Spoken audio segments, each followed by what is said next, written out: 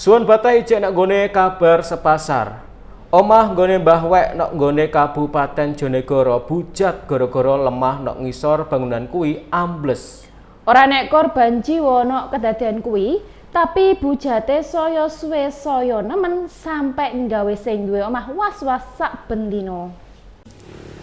Kaya ngene iki bae kondisi omahe Mbah Duk Rasmi, warga Dusun Gempol Garut, Desa Njelu, Kecamatan Ngasem, Kabupaten Jonegoro, sing bujat nemen gara-gara lemahe ambles. Lemah nok pinggire omah padha retak wis pirang-pirang dina iki.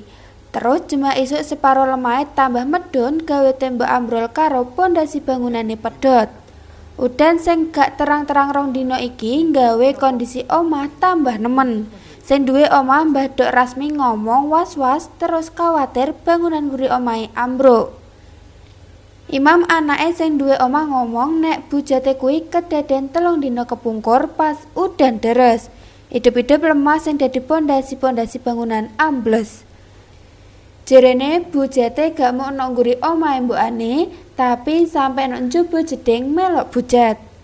Imam nambahno DE ambek mbokane kawatir nek ora enek bantuan teko pihak terkait, iso mbahayano mbokane karo putune sing nok jero omah. DE wis nglaporno kedadian kuwi nok lurah tapi ora enek solusi blas. Malahan dekne wis lapor nok BPBD kono tapi gong enek respon. Edu Judi Aldian, JTV.